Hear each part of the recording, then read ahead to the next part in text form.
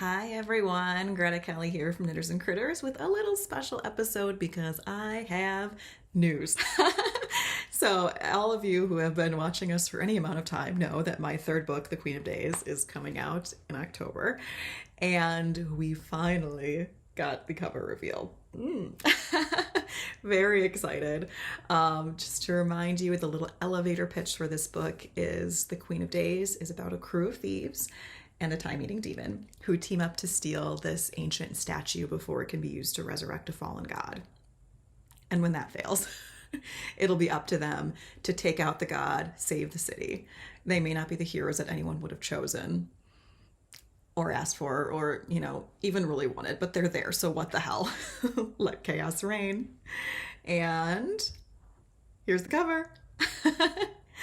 I love this so much. So the mask that you see on the cover is not only very evocative, it's a depiction of the mask of the titled character, the Queen of Days. She is this time-eating demon, slash almost legendary assassin fixer kind of person in this second world fantasy kind of Venice vibe was what I was going for with the vibe of the city that they're in.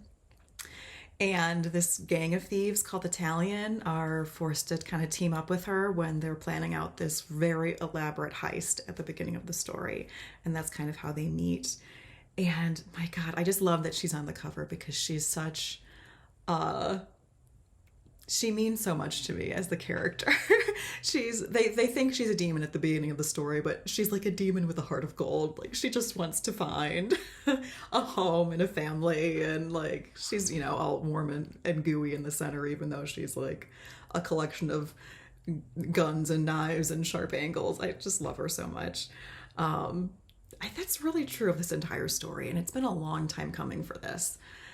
Anyone who knows anything about publishing is very intensely aware that everything takes forever.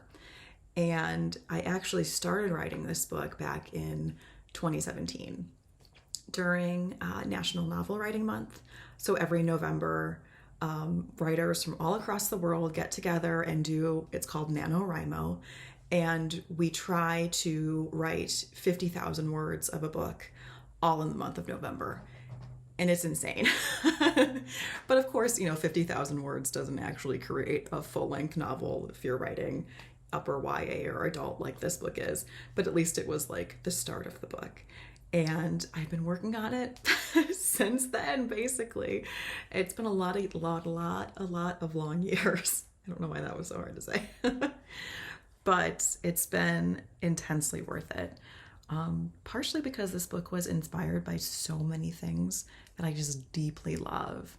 So the very first seed of the story when I was thinking about the Italian gang and thinking about their relationships was that I really wanted it to feel like the TV show Firefly, but fantasy.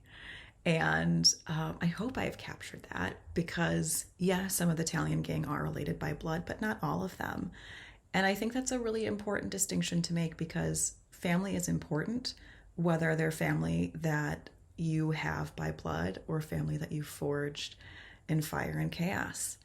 And that's been so true of me. I love my brothers and sisters, but I love the brothers and sisters that I've picked up along the way. And this book is definitely kind of an ode to all of them.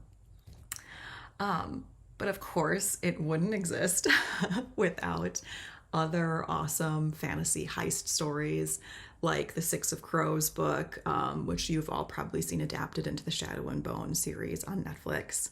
Also, The Lies of Locke Lamora, Among Thieves, which came out later after I'd already finished the book. But I just love that book so much, and if you haven't read it, please do. Same goes with The Black Tongue Thief. They're both so irreverent and fun, and I think they're kind of like kindred spirits with The Queen of Days. So go ahead and find those and keep an eye for Queen of Days while you're at it. But of course, I cannot forget to mention the D&D and the tabletop role-playing game of it all. Because I really wanted to infuse that feeling into this story. So the first tabletop role-playing game that I ever actually fell in love with is called 7th Sea. It's an older game, but it's so much fun. And it's very role-playing heavy. I mean, of course there are rules, there always have to be, but paramount, I think, in 7th Sea is the rule of cool, because it is such a cinematic game. I mean, you go into it knowing that you're going to be playing this game as if you were a character in The Princess Bride or in the 90s version of The Three Musketeers. So if you want to swing in on the chandelier, cut the rope, ride the chandelier down, grab the girl, kiss the girl, and hightail it out of there, you can probably make that happen in 7th Sea. Doesn't matter what else is going on. And I loved that. I loved that so much. And it was a very good primer to, and like introduction game to get me into Dungeons and Dragons, which I think a lot of people are daunted by because, you know, it comes with a textbook. But it was perfect because by the time I was ready to take on a Dungeons and Dragons in like a serious way, I already had that kind of background idea of how role-playing games work and how you can enrich all the magic and fighting that comes in D&D with role-playing opportunities. And so I've been playing D&D for many years now with a couple of different groups and in a couple of different games. Well, more than a couple probably. But I love it. I love it so much. I love the pure, unadulterated chaos that you can get in groups when the world is burning down around you and everything's going to hell. And it's so much fun. And like this, just the sense of breakneck urgency you get sometimes in Dungeons and Dragons games and in really all tabletop role-playing games. And that's really what I wanted to bring in to the Queen of Days. That sense of urgency, that sense of, yeah, you could take a break, but the entire world might break if you do. Because I love that in books. I love that when there is like a ticking clock in the background, when you know that if you make the wrong choice now, it's going to have ripple effects. Because honestly, I think that's kind of what makes role-playing games special. Unlike a lot of video games, like there's not always repercussions. Like if you decide you don't want to do the main quest right now and you want to go do all the character building side quests, most of the time you can, and there's no real effect on the greater storyline. It's not really true of tabletop role-playing games in the best possible way. And I wanted that feeling for this book, and hopefully I've achieved it. I really wish it was October already because I'm so excited for this book. But I do want to mention a couple things.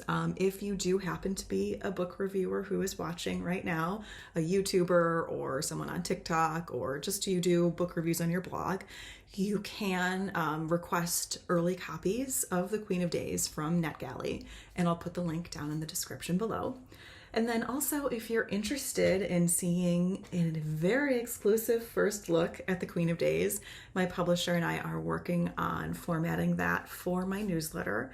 It's called Sword Fights and Space Flights, and it's myself and a couple of other really amazing sci-fi and fantasy authors. We do this monthly newsletter, very not spammy, short newsletters once a month. We're not gonna like blow up your inbox by any means. But I have the link to subscribe to that below. I'd love it if you subscribed. You can, like I said, get the first look at hopefully maybe even the first whole chapter of The Queen of Days. I don't know how long of an excerpt they're thinking about yet, but I'm so excited. That's also the best first way to see any character art of The Queen of Days, but because I have no chill, I will show you what I have so far.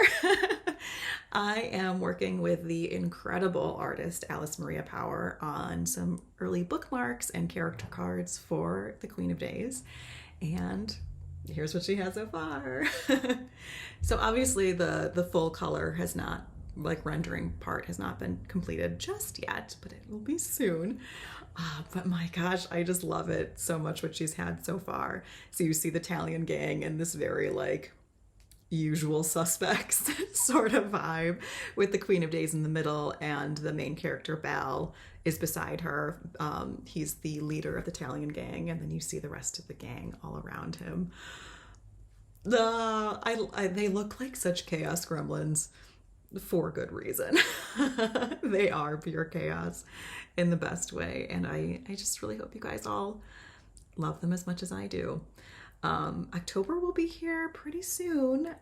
So if you wouldn't mind, bookmarking it when it goes up on Goodreads, or adding it to your shopping carts wherever you buy your books, just make sure you keep your receipts, because I will be announcing a pre-order incentive.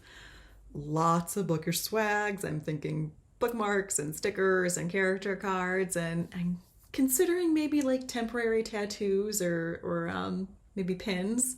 Let me know in the comments. That's a good idea, actually. If you know of like any great bookish swag that you have loved to receive, let me know in the comments and I'll see what I can design up. But keep your receipts. And like I said, I will blast out on all my social media feeds as well as here on the channel how you can, get some of that swag if you order early. Yeah, I think that's it for me. Thank you for watching, and hope to see you soon. Bye.